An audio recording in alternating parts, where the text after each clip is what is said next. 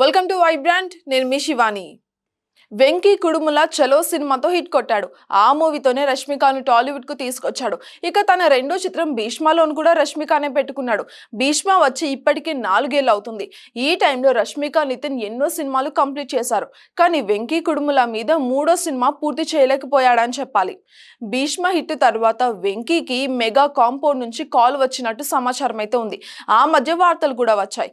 Megastar చిరంజీవితో Venky Kudumula project confirm అయిందనే leaks కూడా వచ్చాయి.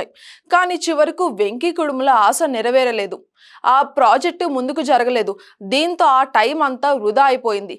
ఇక చివరకు వెంకీ మళ్ళీ తన హీరో దగ్గరికే వెళ్ళాడు. నితిన్, రష్మికలతోనే మూడో ప్రాజెక్ట్ అనౌన్స్ చేశారు.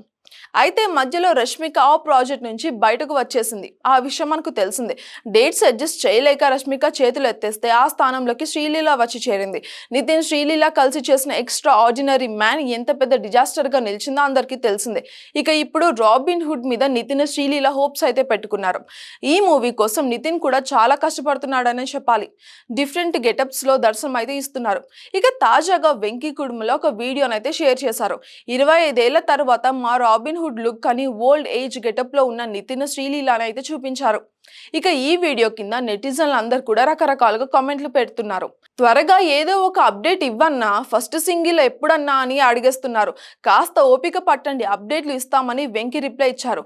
బాహుబలి 3 తీసినట్టు ఇంత టైం తీసుకుంటున్నావేందన్నా అని మరొకడు సెటర్ కూడా వేశారు. ఎవరి సినిమా వాళ్ళకి బాహుబలే గాని కౌంటర్ కూడా వేశారు Venky. For more updates subscribe to Vibrant.